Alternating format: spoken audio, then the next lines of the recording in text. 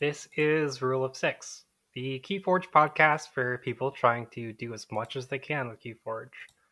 This week, I am joined in the Rule of Six offices by medaps. Hello. How are you doing? I'm doing pretty great. You're pretty How great. about you? Yeah. I'm good. We just moved in together, so that's. Yeah, I'm very sleepy. We did like half of it today. Yeah. It was a lot. It was so much. It was basically already half moved in. Yeah. There's a lot more to do.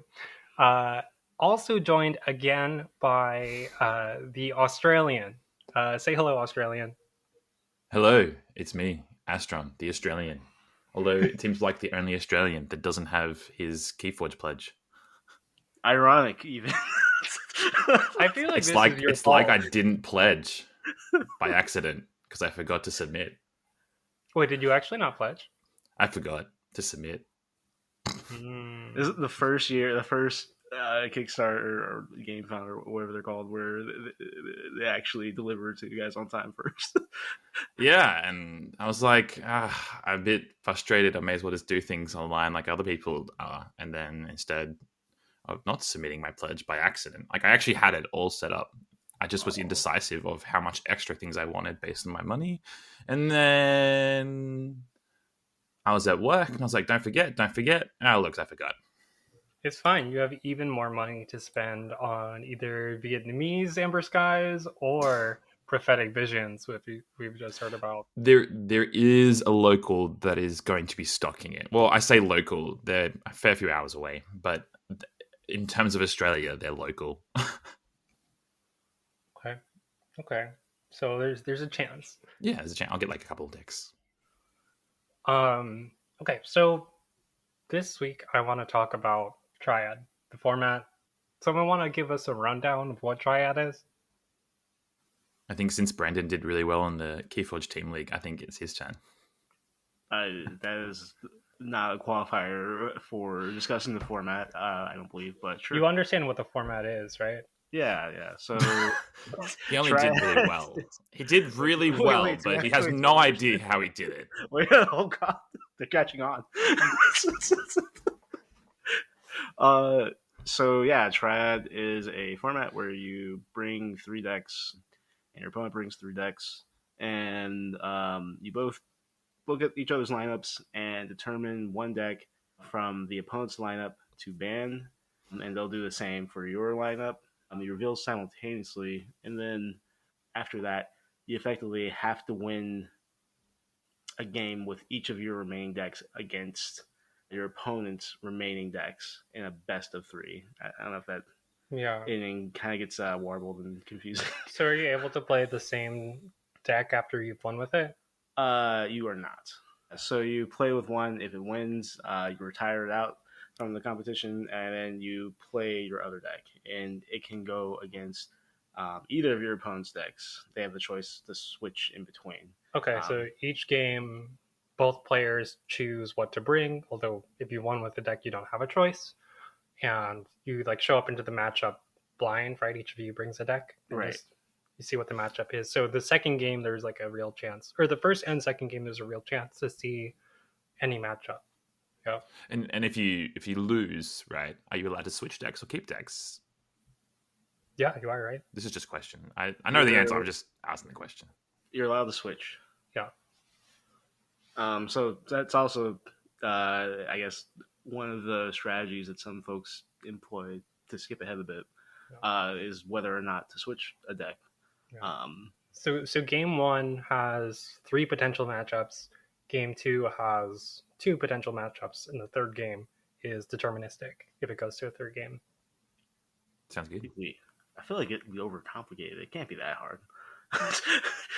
I think Triad can be pretty complex. It's complex, yeah. Oh, it does sound simple, but I think it's in terms of compared to like Archon or Sealed or even Alliance, I think it's pretty complex at the table. Prior, maybe a little as well. Not compared to Alliance. I think Alliance takes a lot of time to plan for, but Triad compared to Archon and Sealed, definitely Sealed, but Archon is much more complex. Yeah, I would describe it as like an extremely skill-intensive format. it was actually the first format that was used in Australia for a major event for the first Grand Champ, and Really?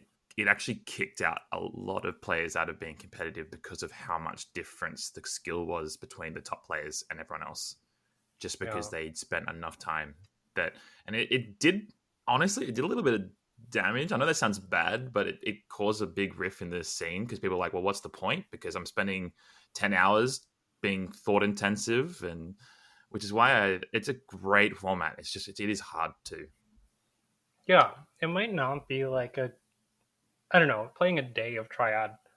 Sounds great. It does sound great. I don't know if that's for everyone. No, definitely.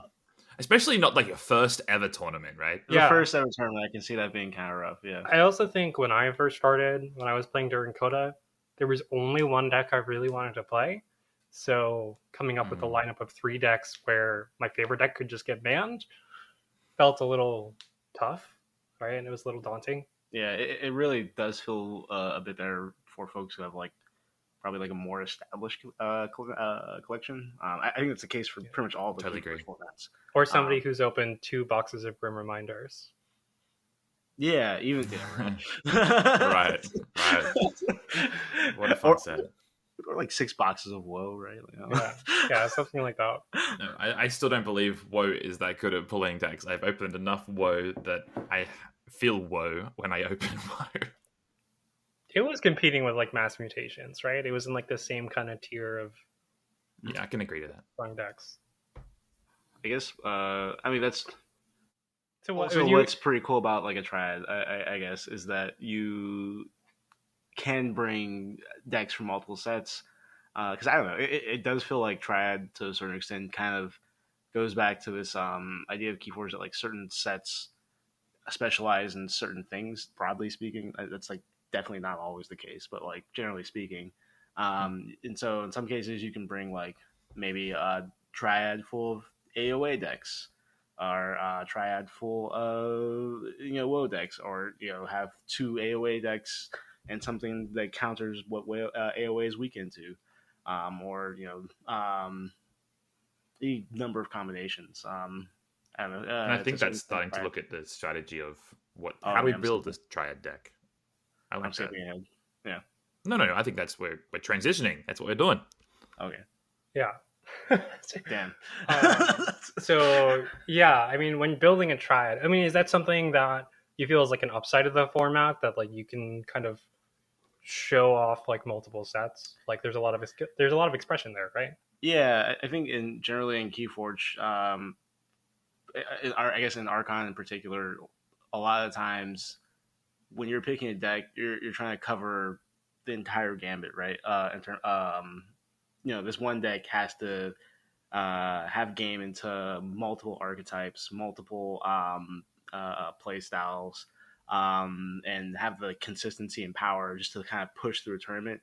And then if there's some sort of meta that's developed, the power to kind of stay in place and hold favor in some sort of top 8. Right. So you can present answers to popular meta questions while also not absolutely dying to like Worlds Collide. For example. Yeah. So you can you can have answers and then have decks to kind of support where you're weak. So let's say you have a really strong deck that can hard counters Grim Reminders, but it dies to any sort of board deck. In that regards, you might want to bring 2 like heavy crush deck or anti-board decks, or really strong board decks themselves, in order to with tons of spot removal or something like that, or whatever, in order to kind of answer the weaknesses of that one deck that counters GR. And so you can do any number of combinations of these types of lineup formations in order to target a particular meta. You can also just bring 3 good decks too. 3 well-rounded decks. I think there's a lot of room for that as well. And I think maybe in the early Australian League, maybe that's something that also happened, where you had some folks bring just very powerful decks. Like 3 rush decks is like a... So yeah, a classic Triad you can come in with is 3 rush decks, right? So Yeah, sure. you have to have answers in all 3 of your decks, right? Like if you have if you have 2 slow decks, it becomes hard to compete against that kind of lineup. Mm-hmm. Yeah, I mean, there is like a certain like triad meta that you can try and tune yourself for to a certain extent. But yeah, understanding that like, oh, in the matrix of like possible Keyforge decks, where your deck sits and where your potential opponent's deck sits, you probably do want to run through that exercise, saying I'm strong into uh, mid range decks, combo decks, and control decks, but these rush decks, they're kind of tough. So I might want to have something to kind of deal with that, or at the very least, I can ban one of their decks, their strongest rush deck, the one that I'm weakest into, and then I still have play with my lineup into their other 2 decks. Because to a certain extent, also you're trying to beat maybe not their best deck, but their worst deck, or at least the worst deck in your in their lineup as it compares to your lineup. Right. Yeah, totally. Because like, it isn't about you winning every single game. It's about you winning so that both your decks have a chance to win. So if both your decks have a chance to win, you don't want to necessarily have an odd deck out that is going to get targeted by a specific banning, so that it's left unbanned, and then they know which decks they've got that can beat that deck, and try to ban in a way so that they have a favorable matchup for against your weakest deck. Because it's not about, like, it is a lot of the time ends up being which person has the weakest deck out of the 6 decks, and Right. how can you then, if you are the person with the weakest deck, align your matchups in a way so that you can have the best chances to win regardless of what deck you ban. Because it's still, in the end, regardless of what you ban, if you're the weakest deck, then it becomes a lot harder. Right. Yeah, giving yourself more opportunities for success. I think this is like something that it just exists inherently in best of 3 formats, which you don't necessarily see in traditional Archon play. And you see it in online leagues as well. But I think those best of 3 formats really just kind of reduce any sort of variance like that certain pop off decks can like have that just kind of make them get the win quickly, and then they move on to the next round. Versus the best of 3 aspect allows for maybe a bit more strategy, I guess. I don't know. Yeah, strategy, but also a little bit more expression, right? You have some more leeway to show your, like, leverage your skill into to mitigating those bad matchups and risks, right? So if you show up to an Archon tournament, you hit a bad matchup, it's very hard to kind of walk around it, right? Do anything about it. Yeah. Similarly, if you are facing just a deck that's well out of your league, it's very tough to deal with, right? But in a triad, you could potentially ban the deck that's well out of your lead or league, or manage the matchups so that your weakest deck isn't necessarily your weakest game.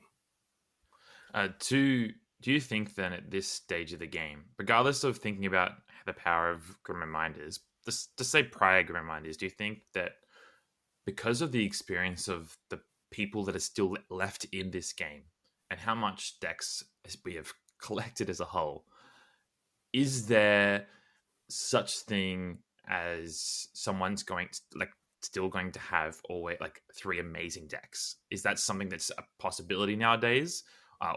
Is Triad like the format to bring some of the best decks possible that tend to have some weaknesses and so on, but can just do something so well? What is kind of the level of Triad that we have these days compared to Triad that we would have had 2 to 3 years ago? I definitely think that like Grim Reminders and Woe, like as much as they've changed kind of the landscape of Keyforge, I do think overall they've kind of allowed folks in general to have access to like very high powerful decks that used to take folks sometimes years to come by, or a significant amount of funds, which I think I kind of like to a certain extent. There's some aspects of that that's kind of problematic, but especially in regards to like things like power creep or whatever. But that's a separate discussion entirely. But I do think like having access to these more powerful decks, and also years of accumulation of like very strong decks that allows you to find like some sort of silver bullet deck that you these days most folks tend to have a pretty good access to Triad within our community. Maybe not newer players, but at the same time, I do think just having 3 strong decks is not the be all end all. Because at the same time, you also want to have a ton of experience with these decks, know how they operate. These basic Keyforge success criteria, right? You want to know how they play into certain matchups, have a really strong feel for them, understand their game plans, their ins, their outs, their win cons, whatever. Right. So you're not you haven't stopped playing Keyforge. You're just adding this other layer of analysis and matchup theory that I personally think is pretty neat. Yeah. So I could almost say that, like, in terms of your question, Astron, there's almost like 4. I'm not really good at Triad, but it seems like there's it seems like there's 4 different archetypes in Triad. So there's the I'm not gonna think. I'm gonna play 3 of the same deck, and you're gonna think. Yeah, well, that's you're saying to your opponent, I'm asking a question. Can you answer me? Yeah. Which is a very proactive. Right. So valid. Yeah. It's a real strategy. Yeah. I was just saying. It's great. Like, I just can't if you don't want to think, that's probably the best one for you. There's also I'm going to bring 3 strong decks, and we're going to figure out what happens when we sit at the table. There's I'm going to bring 3 decks that complement each other, so that there's almost no good decision. And the last is like I'm going to bring 3 silver bullets, and I'm just going to focus on my matchups versus you, rather than the way my decks interact with each other. Yeah, that last. Sorry, one... was that the 4? Because I'm trying something new. Well, not new. It's not new at all. But I'm trying something different where I have 1 clear ban, and then the other 2 are the same deck, same style. That's what I'm trying right now in the Keyforge Team League. But I don't think you should, at this stage, give me any credit on see if it works, because I currently lost quite badly in my first game. Maybe it was just a matchup thing, but I didn't forge a key, which is pretty embarrassing for me, at least, I feel. How did your plan go? Did your must-ban deck get banned? Yeah, it did. But I banned probably the wrong deck. So that might have been more like tuning, right? So like this is a new strategy for you. So maybe there's a way in which you can plan, especially since it sounds like what you're trying to do is give yourself an easier time thinking about the other side of bans, right? So on the other side of bans, you know both what you'll be left with and your opponent's left with, assuming you built your Triad how you wanted to, right? There's an obvious choice. So it gives you like a good idea of like what you need to ban in response. And maybe that's just something you need to tune, right? This is what, your second week with it? Yeah, I only play 1 week, so yeah. Yeah. It'll take time. Yeah. And it's definitely a format that allows a certain creativity to it and a certain experimentation. It's similar to its younger brother, younger sibling, I guess, Nordic Hexad, which is like the ultimate, like it's kind of like Triad on steroids. Like it's very critical to understand the matchup theory there. Well, for one, I think it is different. You have, so in Hexad there are 6 decks on each side and 2 bans and 1 protection from a ban. Yeah. So there's so many steps, and then 3 different matchups you choose. There's a lot of control and even more leveraging of matchups, to the point where everybody I've talked to at the highest rank Diamond in NKFL has said not to bring silver bullet decks, right? Yeah. So it does present a different like a different makeup, a different meta than a Triad does. I don't know if you don't have to. a silver bullet deck. You just... I think you're allowed to bring things that are good at one thing, but it has to be really good at that thing. And I think, but that kind of deck works probably better. That definitely works really well in Triad from my experience.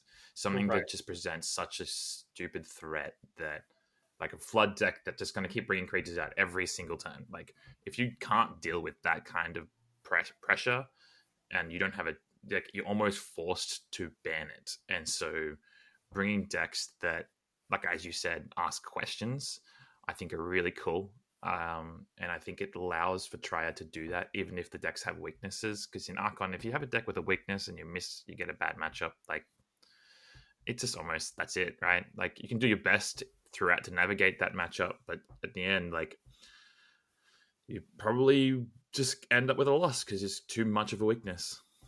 Yeah, I do think really any of these multi-deck formats really just allow for a reduction of variance, an increase in agency. Maybe not a reduction of variance, but an increase of agency to a large extent, which is a boon for the formats, I guess. Yeah, and so there's this, it's really the spectrum, right? So you've got Hexad, which has a high amount of agency, Triad, which fixes some agency but shortens the mental load, and then Archon, which is just you show up, you play, right? Which is always how I show up to tournaments, is like people are so often thinking about what comes up next or how many rounds do we have left. I'm just like, I just go to the number table and I play my game. But you can do that in Triad too. Like, you can just show up your games. That's what I did for all my KTL games. I didn't practice any of those last season. Yeah. I just kind of showed up and said, okay, what am I doing in the moment here? What am I playing against? What am I like? Where are my matchups going to be? And I did look at the decks pretty seriously beforehand, giving them each their amount of time, and ruminating about like the potential bans. But I don't necessarily think. I think if you have a strong understanding of your decks, the potential decks that might be brought around. I know Keyforge isn't technically a meta, but at the same time, you can have a general idea of how certain decks operate. And so a Designy deck is going to do pretty well into a lot of GR decks and potentially some Coda and AOA and MM decks. But yeah, not to say that it's something that's very easy to do on the fly necessarily, I guess. So I just said I show up to Archon on the fly, and you said, well, I kind of do that, except I test all my I don't test my matchups. I look at all the matchups beforehand. I think in a league format you can do that pretty well. I think you can do that live pretty well too. Yeah. Obviously, like, you'll come to some sort of conclusion live that might be different than if you had like an hour to look in that deck online. But sometimes it's like, sometimes you can just kind of trust your gut and just kind of ban a thing. I think there's also quite a big difference between Triad in a day event, like a in-tournament event, and Triad in a league format. Because in a league format, you know their decks. So you can think about the matchups quite before, and you're going to do it whether you plan or not. I feel like a lot of people do just turn up to an event and do things and just play the game. But in a league format, like, you can't help yourself. You're going to look at their decks. You're going to just keep an idea of what you could possibly come up with and just think it through the matchups.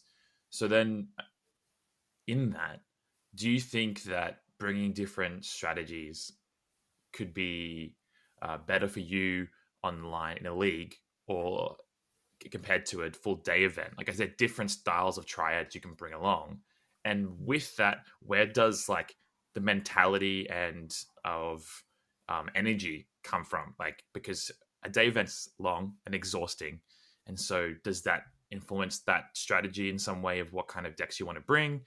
And if it does, do you want to bring some decks that are really hard to read, so it's harder for your opponent to, especially later in the event, to understand what they're going to ban? Like, how does the difference between league play and tournament of a day event change the idea of picking your decks? I don't know. I've personally never done a live tournament. Well, you said it's your platonic ideal of an event. It is. All right, we'll interrogate that in a moment. As somebody who kind of grinds an Archon, I think, and who mindset is very important for, I think wanting to play your deck all day is very important, right?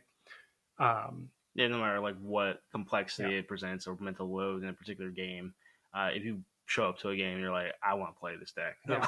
I have nearly no interest in playing a grindy deck and in a real life several round tournament, right? Trollgren. Yeah, I wish I could play that deck. I'm not sure if I can win on time. It doesn't seem nice. Anyway, there are grindy decks I could play, but I choose not to play them because I think I will exhaust myself. Not only that, become exhausted with the deck. And Triad specifically, where you're playing potentially best of threes, so there's like a fast Triad format as well. Which is also, I think, also better than Archon. We can get into that later, I guess. Yeah. But yeah, I think it just anything that allows you more options, more agency. Yeah. I think it is good. It allows for more strategic thinking. It allows for less feel bads, all that stuff. But anyways, my second initial thought as an Archon player is that presenting a deck later in the day that is not what you expect of a Triad meta, whatever that would look like, allows it to fly under the radar. Like as the day progresses, people will more and more expect to see a certain kind of deck presented in the Triad meta, right? And in reading decks, we'll miss things like, I don't know, I have a deck that has the Sting and Break Key. So they're not going to look at that. They're like, okay, it's like a Sting deck, right? Break Key is like not even a card. And I think later in the day, those decks become even more of a threat because your opponent doesn't see what they're doing. Yeah, I definitely think like there's something to be said about reading deck lists in person. I think to a large extent, folks are very used to just opening decks of Keyforge, yeah, and just running through the stats and all that stuff, and like it's very difficult to just look at a deck, understand what it's trying to do and its game plan. But that's Keyforge stuff in general. But I think specifically into a format where you're trying to have these certain game plans, and trying to have decks that maybe are not obvious. There's a bit of leeway there. Also, if you're bringing 3 decks and you're asking your opponent to review 3 decks in like however much time that is, that's still much harder than just reviewing one deck list and just trying to think about the immediate matchup in front of you. Right. So that's actually where presenting 3 of the same deck actually becomes a downside, right? You're not presenting much information to your opponent. Whereas for in-person play, correct? For a day event, correct? Yeah, for in-person play, presenting 3 of the same deck presents very little information to your opponent, whereas presenting 3 complementary decks, or your example of an easy ban and then 2 similar decks, present a lot more information and potentially takes up more stamina that they may not have. It's not something I thought about, to be fair, when I was asking that question, because I know that if I was to do an in-person full-day event compared to an online league, or even an in-person league where you play once a week, I don't know if there's any locals that do that. If you guys do, that's pretty cool. But if I was to go to a day event, I probably would bring a deck along that has some tricks that you can't read off the deck list, some things that people can't expect within the matchup, and just have an overall game plan. I think for me, at least, a player that I know who does this well most of the time, actually pretty much all the time, is JDG. They are an amazing Triad player. And I know that you beat him in the KTL Grand Final, but your Triad's really good. His decks are so hard to read. And even if you do know them, he still knows them 1,000 times better than you will ever understand them because he spent 1,000 hours on those decks.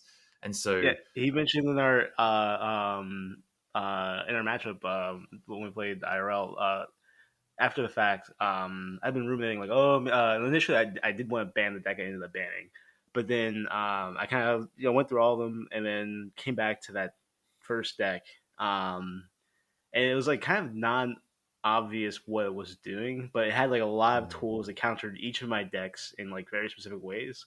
And then after the tournament, he told me, "Oh yeah, it had like this crazy like combo that would just destroy me if it came online." And I was like, "Oh, I didn't even see that." Like, it was crazy. It was like seeing like your life flash before your eyes. Like, right. So there's some decks which have very unassuming combos, like Becky used to. It was very similar to Becky, right? Exactly. Regards, yeah. Specifically presenting a late game answer in a deck your opponent doesn't expect some sort of inevitability from, right? Is really strong, right? There's upfront value, and then there's the fact that you can lure your opponent in, and then expect them to fight for a few amber at a time, and then just crush them, right? Which is kind of what that deck does, and what Becky can do. Yeah, I think it still does. Yeah, it's a meta dependent deck, I think, but it's still very strong. I think Keyforge by and large, once you reach like a certain power level, like it just becomes okay. What's the meta like? Right. Yeah. Talking about that deck though, I was talking to is it Faker, the French player. He was facing JDG and Hexad, and he was facing that deck. And at some point in the game, even though he was 2 keys and 9 amber up, he at that and JDG was on like not a key yet. Vega's like, "Oh, I've lost," because he just realized what's happened.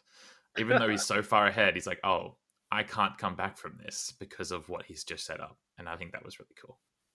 It's called like Viscera or something. I don't remember it. Yeah, it's like some logos dis shadows, something like that. Yeah, Star Alliance, logos and dis. Yeah, that's it. Right. It's a really cool deck. Yeah. Yeah, I'll link it in the show notes for people to take a look and see if you can figure out what you're talking about. And if you don't, send JDG a message. I'm more scared of that deck than his Quixelstone deck. Yeah, but the thing is, Chandra, yeah. I mean, but I don't know. Even if you understand what that deck can do, like some decks just don't have responses to what his other decks can do. Right. Specifically in Triad, like Chandra has questions and answers. Right. There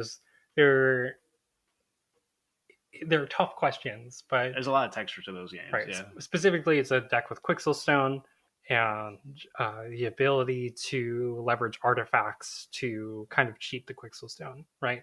Kind of sums it up. It's an excellent Quixelstone deck, and it presents a big exile turn. Generally, exiling like around 6 on average. And typically warding the creature that it's exiled. So you can't get rid of it with the Quixelstone. With the Quixelstone, so you can no longer play in creatures. If you have any time to like ever, or anyone listening, if they ever have any time to like go back and just like watch any Chandra games, they're really cool. Honestly, I'm gonna link the games from Gen Con that y'all played and I got to commentate, which hosted both of these decks from JDG, as well as your lineup, which it's just Nagu and I want to transition that to. Do you have any more notes on JDG's lineup? I mean, obviously he's very good at presenting multiple questions and hiding further questions in them. I think also with his lineup is that it's a complex lineup, but because he's dedicated thousands of games towards these decks, that level of complexity is almost second nature to him.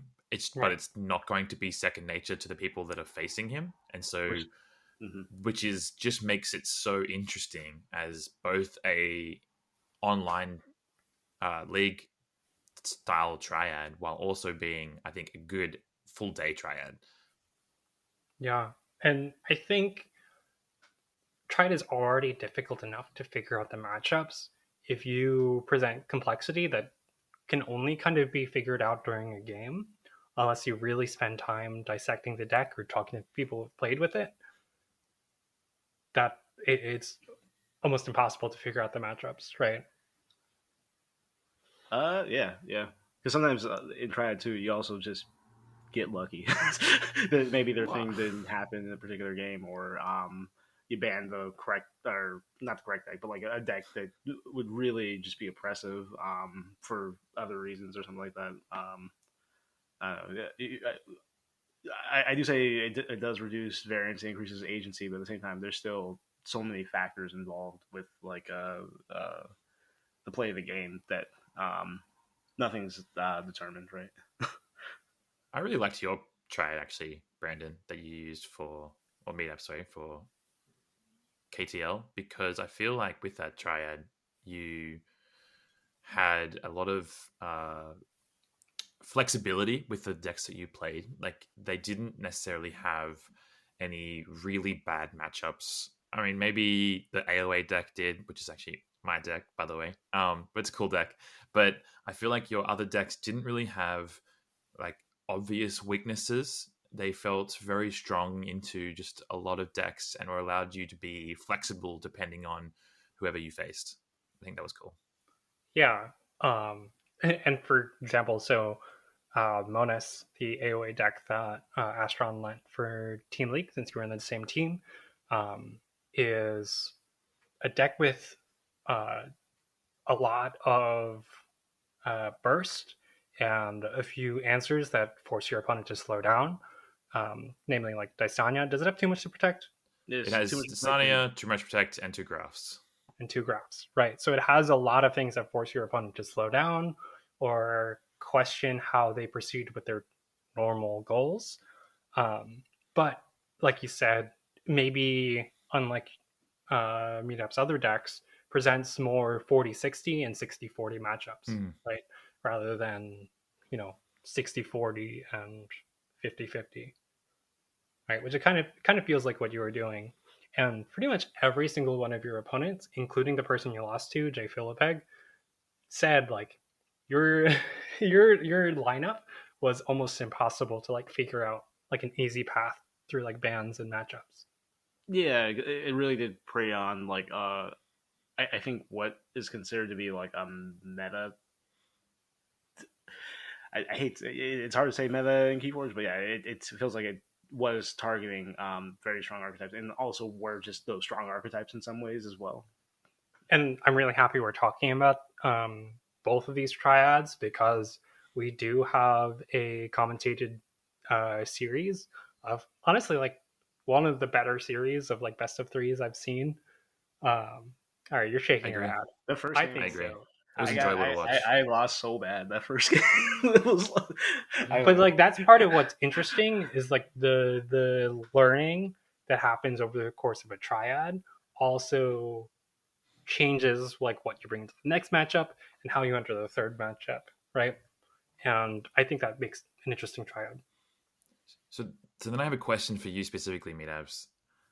How do you keep, like, if you lost so badly in that first game? I know that's what based on what you're saying and how you felt. How do you keep your mentality at a point so that you can finish out the game? Because I know that, at least from seeing a lot of players play Triad, losing the first game can be crushing, because it's often the best, you're trying to get the best matchup, and if you lose your, not always, but often losing your best matchups, the mentality to get to the next game and go, well, what am I supposed to do from here? Because I know from me yesterday when I played my Triad, you can watch it on stream if you really wish me never forge a key. We'll link that's fine. But I had my better matchup in game 1, and I kept discarding my good cards at the same time as Jay Philippeg, who's also a fantastic Triad player, by the way, play out his engine like straight away. And I was like, okay, well, that's not too bad. I feel like I can come back from this. And it was a close game for most of it, but yet I still didn't forge a key. And then I'm like, well, not really sure what I'm supposed to do in this next game. I know that the matchup between the deck that I just played and then the next deck is pretty much like 80-20. And I just decided, well, I'll just play it, because like, may as well get the time over. If the game's if I'm going to lose the game, I may as well get it done sooner. And it was a fun game to watch, but man, I was brutal to never forge a key in those matchups. So my question again, how do you get your mentality to be okay with coming back from that deficit? I mean, J-Phil has amazing Triad decks and experiences. Like, I don't know, I remember watching some of his like early KFPL games, and those are some of the sickest games. That honestly is like probably one of my favorite seasons of any league ever. To go back and watch, there's like so much fundamental like knowledge gained like as a collective for KeyForge from like KFPL season 2. That I think like I don't know, you like actually go and look at that and just become a better player through those series, just viewing those series of games. But anyways, they're all recorded, by the way. A lot of those games, there's some games up on YouTube. Yeah, you were also in that season, if I remember correctly. I wasn't content creator at that point, but I was a part of. That was kind of my bring into. Was that the one with Steadfast, or is that a different season? That's a different one. No, that's a different season. The season I had some cool decks, but there's no point giving some stories now, I thought. Yeah. Let's finish what Brendan said first. Sure. Yeah. Well, all I'll say is J-Phil Big, good player. But how do you keep that mentality? So I lost. So in KTL this season, I did lose like probably most of my game ones. And a lot of it's just kind of okay. Yeah, you take the first L. You kind of just go into that second matchup, and you're like, I think most of the time, for me personally, I prefer playing my other deck in my lineup that wasn't banned. So I have 3 decks. Deck 1, 2, 3. Deck number 2 is banned. And I'll play. Sorry. Well, let's start. Specifically, we're talking about a season. So, can you give us like a brief on your 3 decks? Sure. So there was Monas, who is an AOA deck that kind of asks your opponent to slow down, specifically with Scaling and Dysania. What were your other 2? The next one was Nani Harp, which is a triple recklessness, double market flux. Cacophonous Riot, only 3 creatures, some other stuff. But it's going for maximum disruption, I would think. It's trying to attack the hand in like a vector that I don't think most decks really can fight on. It requires a deck to not necessarily want to handcraft and so specifically into like some of the older sets like Woe, MM, and Worlds Collide. It does pretty well because those sets typically want to play traditional Keyforge, and it's saying you cannot play traditional Keyforge. Yeah, and then it also sets up really interesting like end of cycle using it has 2, what are they called? Incarnation pods. I love that. To either set up your own end of cycle that you can hit into with recklessness or market fluctuations, or to disrupt your opponent, or even in Grim Reminders matchups, sink your opponent's cards that need to recur from their graveyard. Yeah, and also has the ability to just purge them too by sinking the 1 and then discarding the 1 pod to purge that. So it's a deck that can kind of answer anything. Yeah, it's hard. It's a hard deck. It can punish you. It looks like at first it's an aggro deck, but I think it's actually a control deck the more I play. But it can do quite well, especially into some of the older decks in the format. Some of the more aggro GR maybe less so. Some of the more combo heavy GR maybe less so. So this is the deck that ended up banned the most, I believe. That and Monas, I would probably say. Yeah. Monas, the AOA deck we just talked about, and then your 3rd deck was Daisy. Yeah. Which is just stuff. It's Equidon. It has some Equidon Rush. It has Sandhopper Sandworm for 1. Which it can use to go into a Tachyon Manifold like deterministic win, like an easy key cheat. Sure, right? yeah. And then Brobnar just deleting stuff off the board, generating amber. Yeah. And then Mars, which has a lot of removal and amber generation. So you can kind of rush pretty easily in each of the houses in it. It kind of resembles a Coda deck in that way. Yeah. It's got a lot of removal, value down, a bit of value into like a key cheat, right? Like it's classic Untamed. Like if you let them like find the dust pixies in the key charge, it's just over. Yeah, right? and then the amber control is quite nice. And to any deck that really wants to have an established board, it basically won't allow you to forge a key.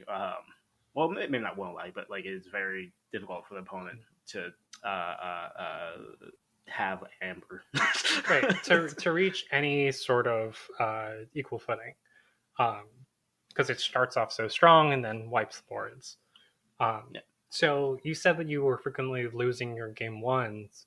Was it which deck? Was there like a single deck that was frequently there losing the game ones? No, but really, they all I think they all got their share of licks.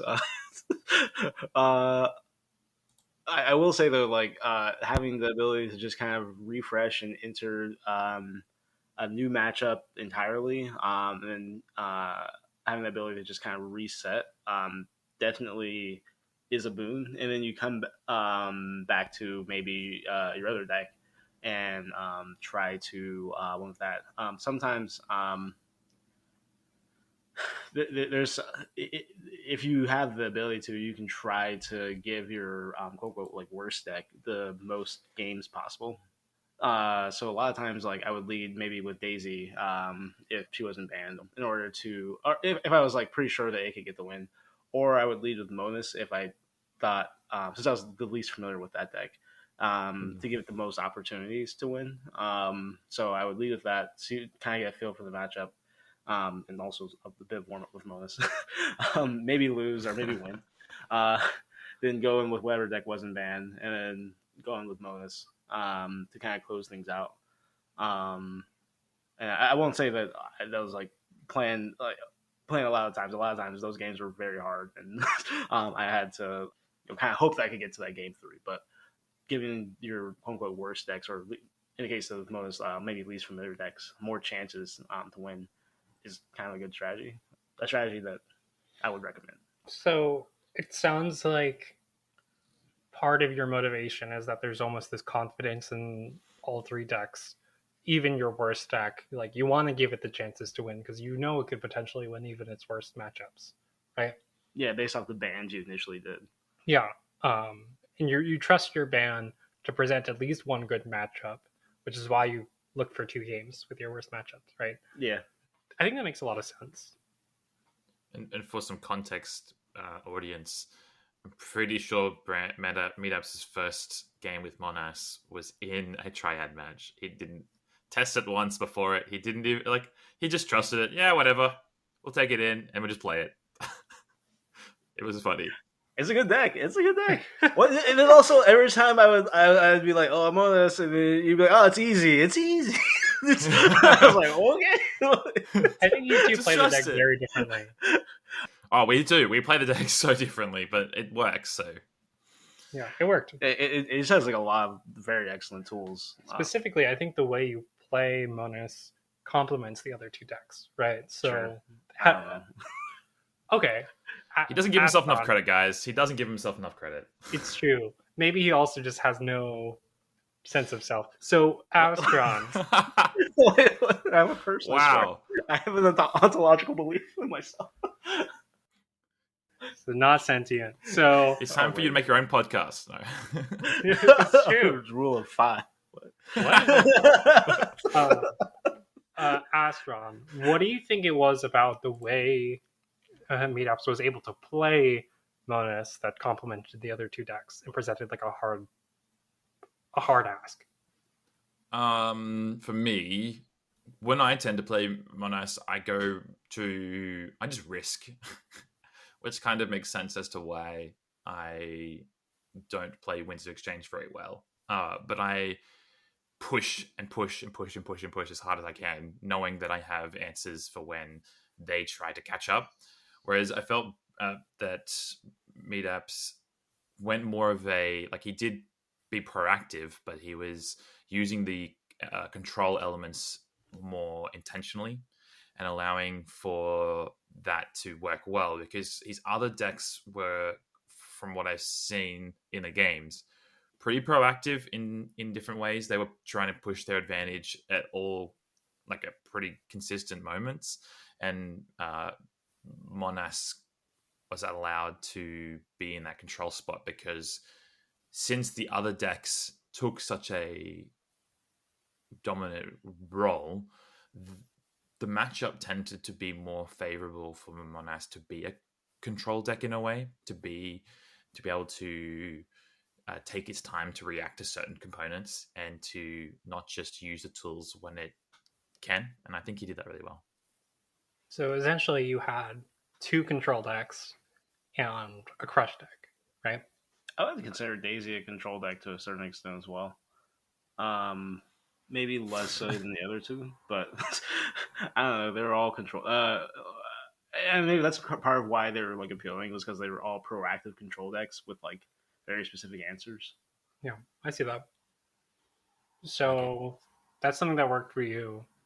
Have there been any triads for you two that have not worked at all? Yes. Well, like specifically in triad, and I've seen this with teammates.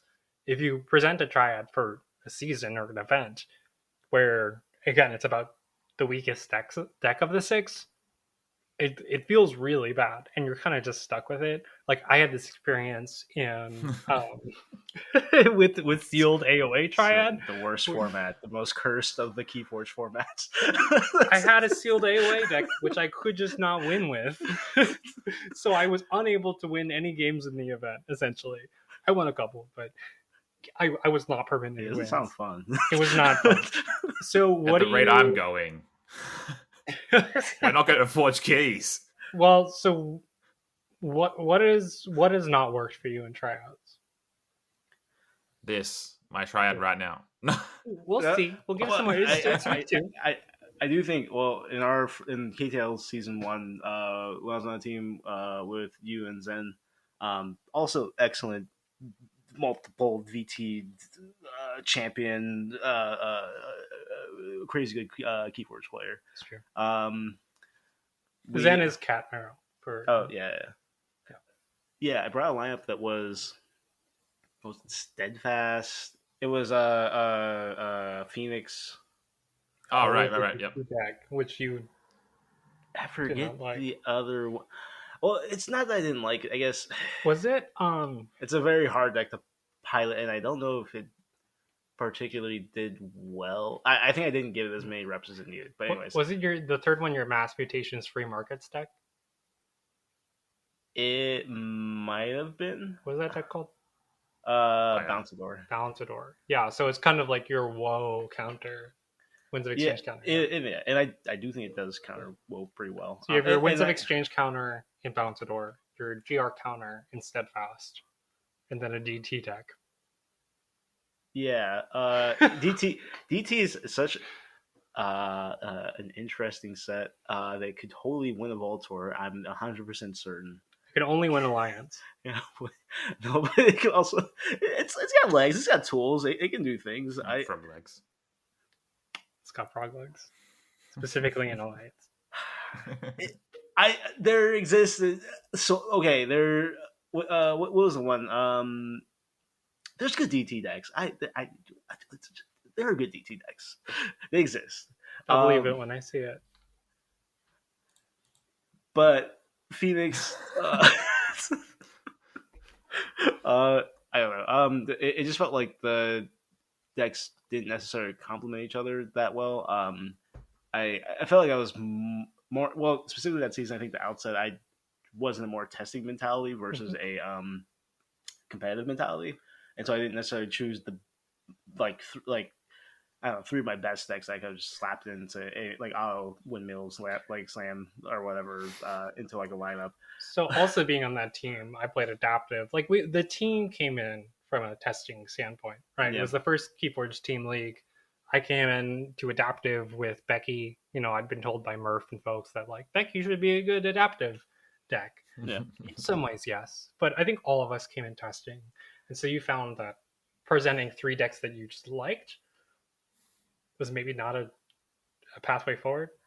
Yeah, I do think for one, they should be complementary to a certain extent. They should have there is a certain power level that they should have. I do think I think it was steadfast that I brought to that one, but I think maybe it wasn't the best into like a woe meta at that time. Yeah, correct. Because that was like the tail end of woe, wasn't it? Yeah. Or like Yeah. before folks had like a ton of access to GR. So I yeah, it was just kind of a bit disjointed.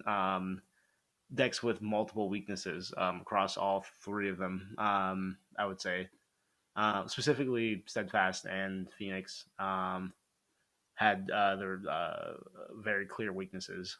They were very exploitable. So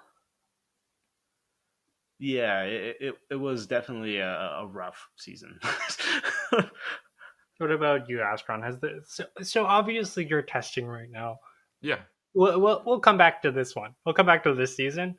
Have you in the Yeah, past sure. had any triads you really didn't like?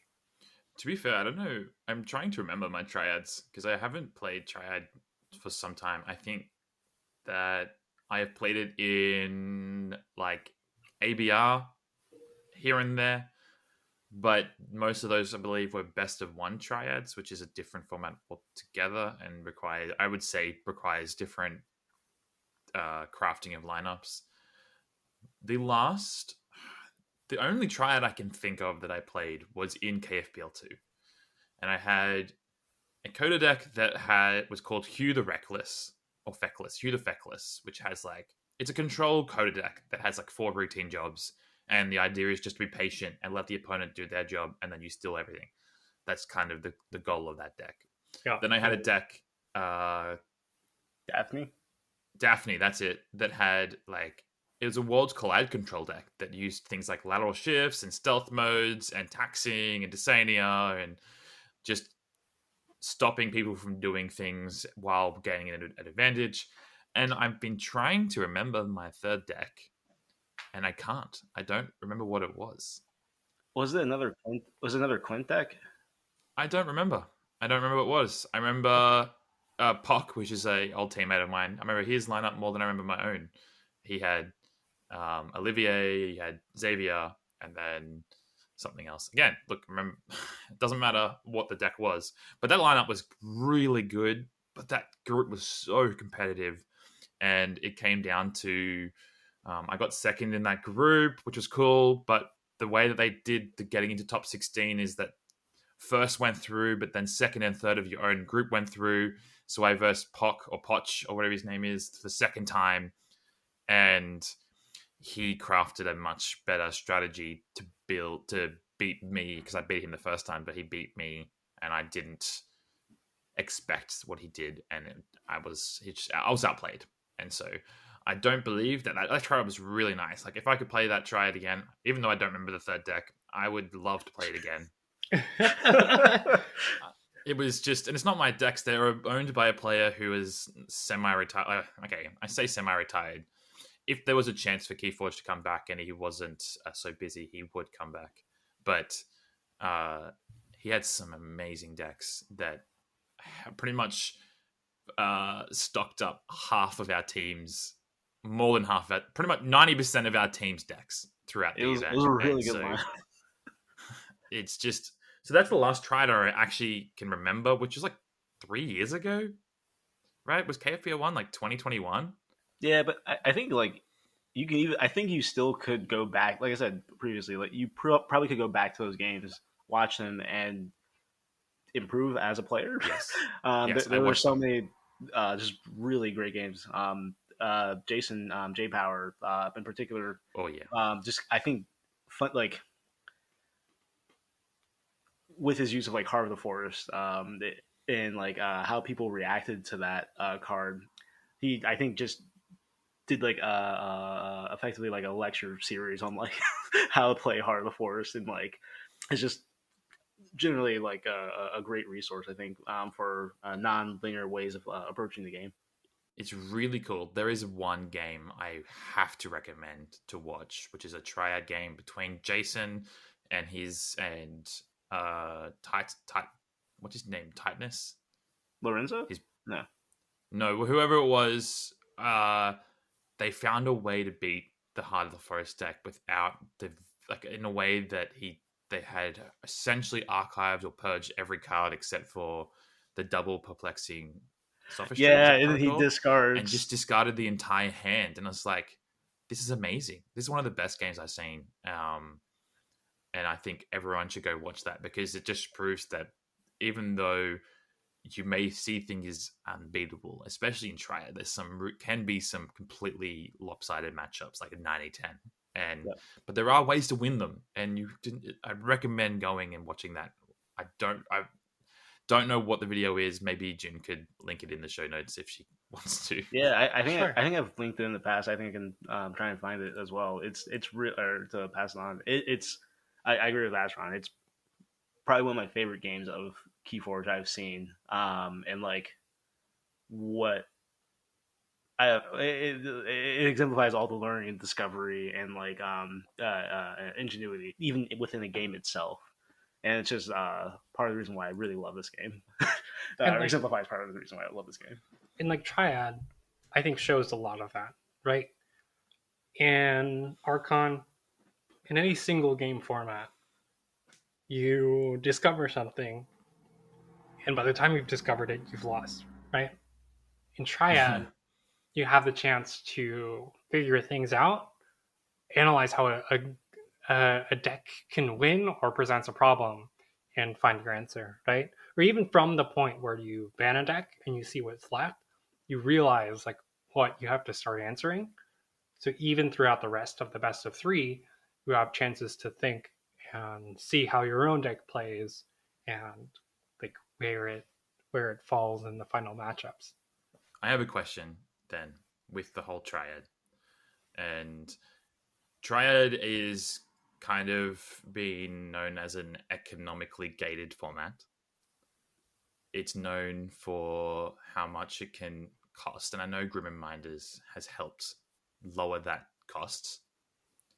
But what could we do? What advice could we give to players that don't necessarily have those funds or access to top tier decks? But is there some advice we can give that could help people regardless to find a Triad that works, even if it's not top level decks? Yeah, I think any Triad that like can present questions, maybe not like the strongest decks in it, but like I don't know, if you have like 6 amber at the end of every turn, that's hard for a lot of decks to deal with. I do think to a certain extent Keyforge is very, you have to be kind of like a like landed, so to speak. It's really hard for new players to get in because they don't have that breadth of collection. They don't have that breadth of experience with their decks in their own collection a lot of times. And I don't necessarily think that's entirely a bad thing, but at the same time, I think understanding that you don't have to have the perfect deck to approach a matchup or the perfect deck to bring to an event is fine. You can still ask questions of your opponent that sometimes they won't be able to answer.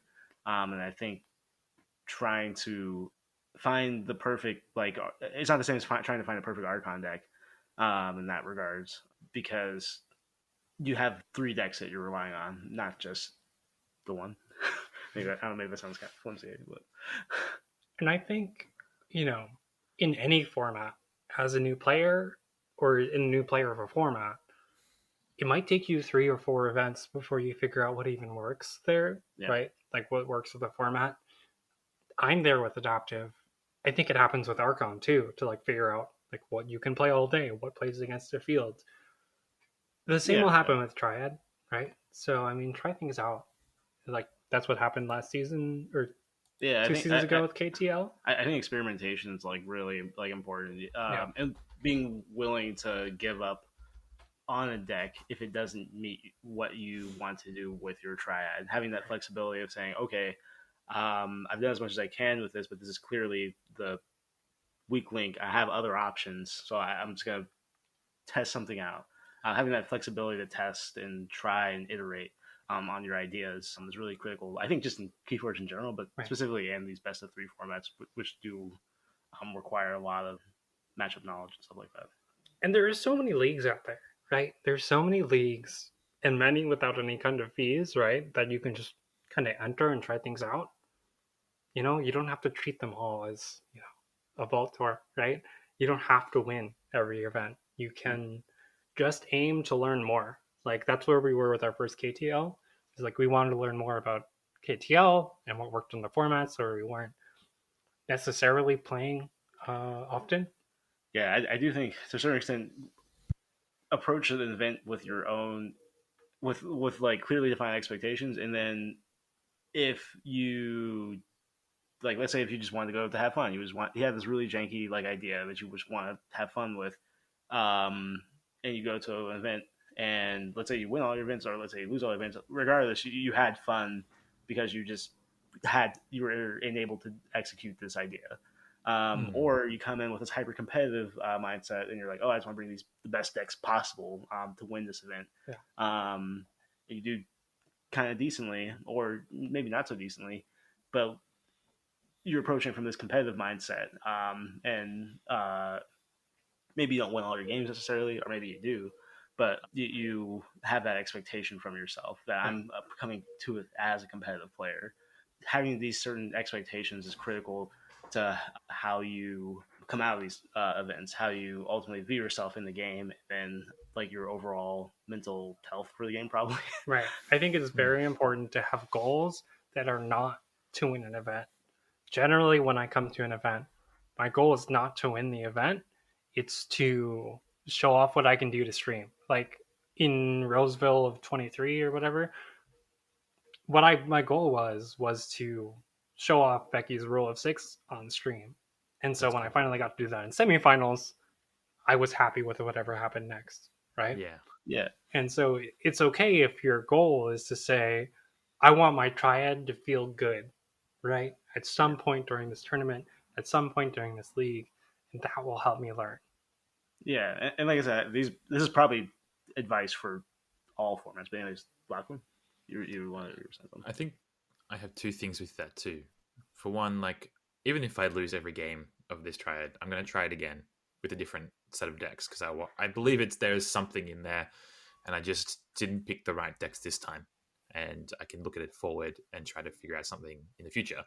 The other thing is that I think as a group of people that it's when we should be okay with also borrowing decks from friends. I know that people, because of the uniqueness of this game and every deck is like its own personality, people feel like they have to run their own stuff because it's like, this is my deck. I want to do things with my deck. If I win an event without my deck, then it's not really, I don't feel like I did it well enough. But I think it's not necessarily, not necessarily like you didn't do well. Like, I think you should be okay with playing someone else's deck. I think it's okay to borrow decks. For my KFBL 2, every single deck was borrowed. For Brandon's Triad, he borrowed one of my decks. And so, like, it doesn't matter if the deck isn't necessarily yours or if the personality of the deck is someone else's. Like, it's still about, are you having fun? And so, if you want to use someone else's deck, be okay with it. Absolutely. My advice is always to like ask somebody for a deck, right? The community is so giving, so kind, so open to new people. Even if you're the person who got you into Keyforge doesn't have a deck, they probably know somebody who has a deck that does what you need, right? A lot of our locals in Albany have gotten footing from borrowing decks, right? Cat Marrow struggled like with the idea of not doing well until she got the confidence from playing other people's decks to in Germany come in with her own deck and like kind of wow everybody and like come in probably with one of the two favorites to win Worlds, maybe. Yeah, she's got a pretty good streak behind her. Yeah. But it took like a lot of work for her to get there, and a lot of a lot of engagement with the community as well. I think to get there. Yeah, Pyro decks. It comes with a couple upsides too. Not only do you get decks that are outside of your style, specifically in Triad, is incredibly useful, right? To have a breadth of decks that can complement each other. Because I know I have a lot of decks, and like almost every single one of my decks that I like playing has logos. Yeah, it's weird because like over as you like accumulate a Keyforge collection, like even myself, like I feel like I personally like have like a bunch of decks that just kind of are very similar after a long time. You know, I've like accumulated crap however many decks, right? Astron definitely has his favorite decks or styles of play, I guess. And like I don't know, there's so many Keyforge players that kind of do that, where they just have like a preferred style of play that, and they kind of find themselves without the full pie chart of decks necessarily. And there's a second buff you get to playing somebody else's decks. They surely love their own decks, right? And they can coach you through how to play the deck, right? So starting on your own with the deck is one thing. It can take a lot of experience to really get like a breadth of angles, like lenses on the deck. But if you borrow a deck, you and that person can figure out together how that fits in your triad, what works for you, and take their own style and mix it with your own. Like you did with Mona's meetups, right? Like you took some advice from Astron and you made it work for your own triad, right? With your own style, with your own control. Mm-hmm. And the other thing too is that often the decks that you are asking to borrow from some people, they may not even play it too often. And I know that in the past, both myself and someone who I've lended to has ended up buying or trading the deck from that person, and then it's become your own. And I know there is a large group of people that say you just have to open your decks. But look, if you're going to open your decks, you're just asking for randomness to open a really good deck. And yeah, it's cool when you get a really cool one, like when Brandon got Noni Harp. Did you open Noni Harp correctly? June got Becky, yeah. Yeah. Like, I don't have Monas and Thorbjorg, which are my two kind of key decks, are not ones I've opened. I've used them before I opened them in events and then ended up buying them off the plays person, or I traded for them, sort of thing. And I think that's something that's really cool about Keyforge, is that we are going to open lots of decks or get lots of decks, and they're going to not necessarily be decks that we like to play, but someone else will. Yeah, I think to that extent also, I think like in every other, it is like maybe a minor like tangent, but like it's like in every other card game, like you don't just play with the cards you open. Like you can try, but like a lot of times it's fun initially, but if you want to approach the game with a competitive mindset, you either have to buy from the secondary market or you have to trade with someone. And I know Keyforge has this, like you guys are saying, like this feeling that you should only play your own decks.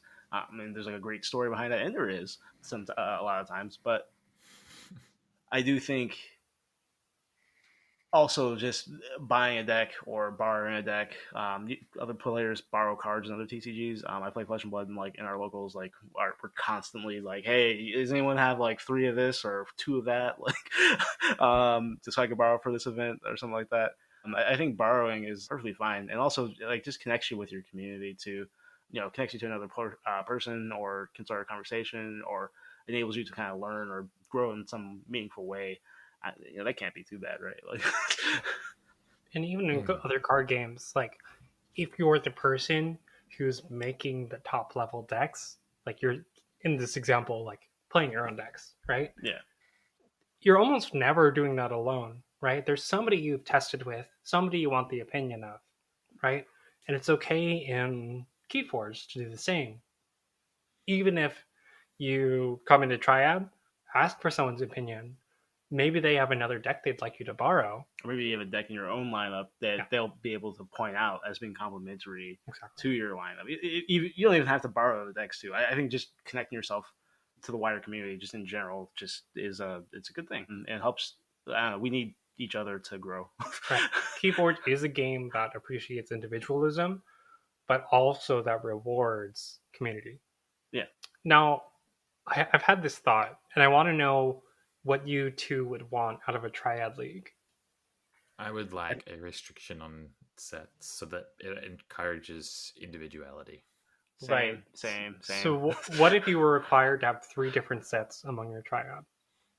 I think that's a good choice. I do think that most people will still pick a Grim Reminders deck, and maybe that just leads to people going, well, you can at least maybe ban lots of those decks, and there's probably some strategy around it, which is like, not sure about it entirely. But for one thing that you could do is that if you track people's statistics alongside what of bans and stuff and which decks were played first and second sort of thing, I think it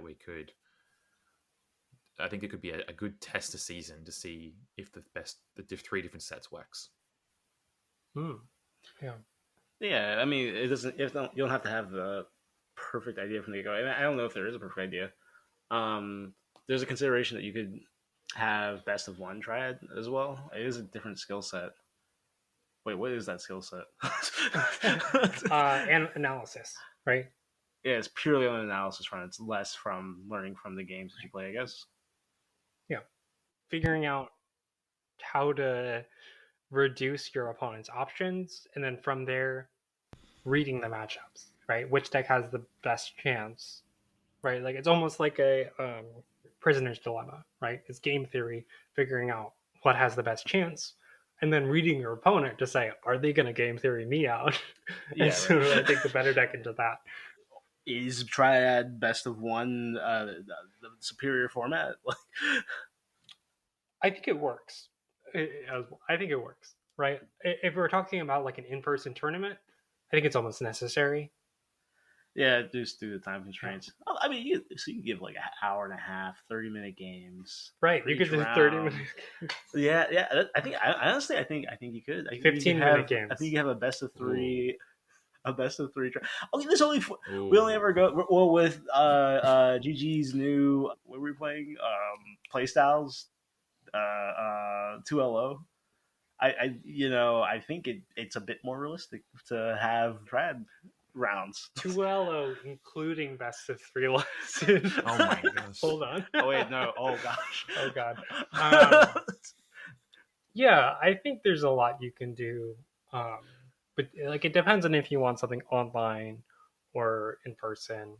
I think it's an idea. Sorry, it's an idea of, what do you think about people not having to submit a Triad for the whole season, but a Triad every week? I was just thinking of that. That's something I really like about Kagi, is that you're allowed to experiment week to week, and especially what we're talking about with like entering into Triad and then figuring out by week 2 or 3 that it doesn't work, that one of your decks is always going to lose.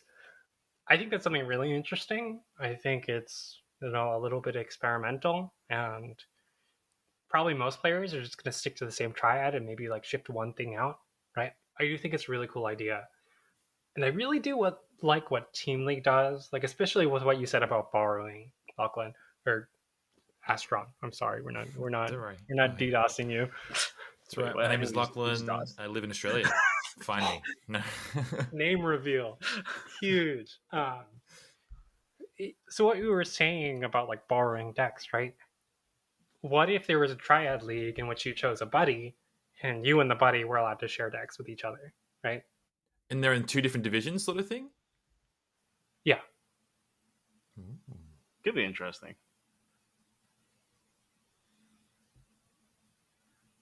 I do think that, I mean, with any of these online leagues, it's quite difficult to make sure someone actually has the deck. Yeah, I mean, like, you just kind of go on player good will. Yeah, it's more about like stating the preference, right? Sure. And then like people will always have an ability to cheat in anything, right? And like people will also always have an ability to be caught. So, just trust people to do what they want. Cheaters will cheat. Good players will keep good faith. Go one step further, and if you have a buddy, no shared sets between the two players. Oh, that's that fascinating. could be interesting, actually. Okay, that's fascinating. That's cool. But then obviously, I would still say with that one, because it's so complex in picking your decks, that it just set one at the start of the season.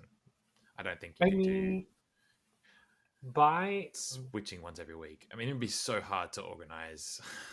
By the time we got a Triad set, we'd have Call of the Archons, Age of Ascension, Worlds Collide, Mass Mutations, Dark Tidings, Winds of Exchange, Grim Reminders.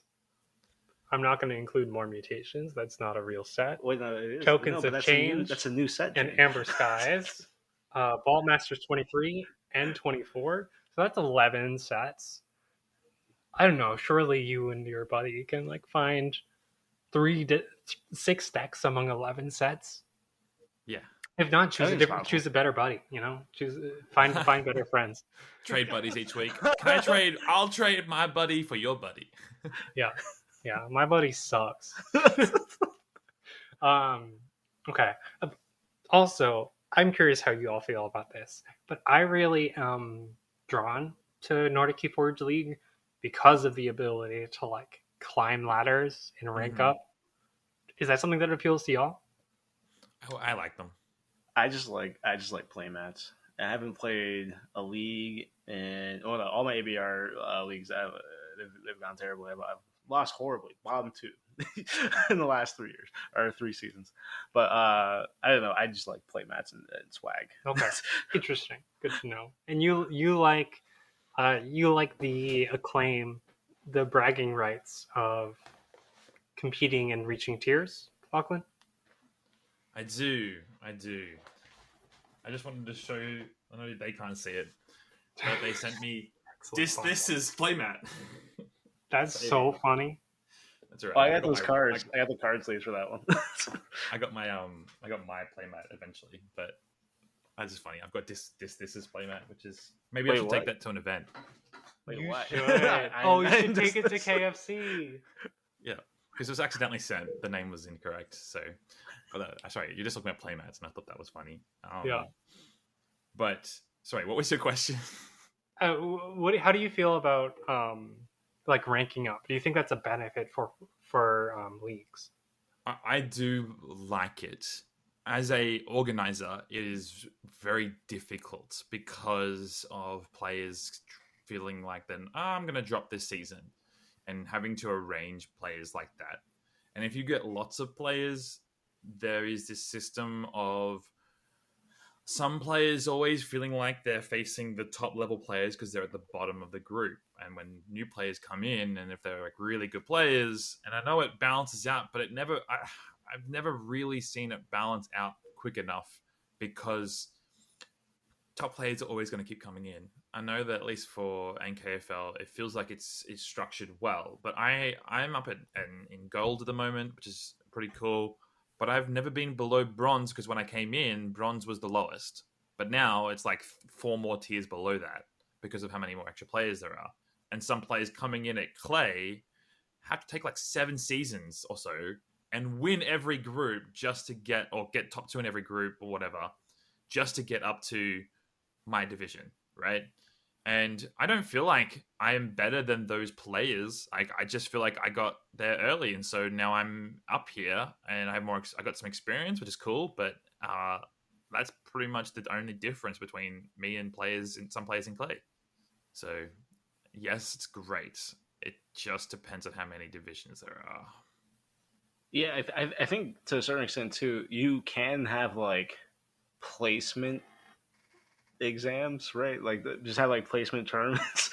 They say, okay, based off this, you get seeded into what we call it, rank 1, 2, and 3. These guys didn't do so well; they get placed in rank 3. these guys did okay, they get placed in rank 2, and then these guys they either won the event or came in top 4 or something like that, so they go in rank 1. So maybe there's some benefit in having that as the placement qualifier once the league is well established and there's multiple rankings and all that stuff. What if it's a bigger divisions, like 16 people divisions, and you don't play every player, but you play Swiss, and so after 4 rounds of 16 players, the bottom 3 players or bottom 4 players will relegate down because they're the 04 players, and then or something like that. You know what I mean? There's bottom 4 players, of which will be and you switch like that way. So there's bigger divisions, so it's less likely for you to be stuck down because you can change up your lineup and just do it well and have a better Swiss the next season. Yeah. It is a really hard question, I think, for Keyforge at this point in time in particular, because I don't know, the community is just so small, and everyone who's in it has been played for years and had massive collections. So it comes down to that fundamental thing of how easy is it to get a new player into Keyforge these days? Not very. That being said, I don't know. I've seen a lot of newer players do pretty decently at some events, so maybe I'm incorrect in that regards. A lot of things to mull over. That said, I would like to announce Rule of Six's own Triad League coming up. Sick. 1 week from the release of this episode, I do want to post league documents and whatnot. So post what you think about the concepts thrown around here.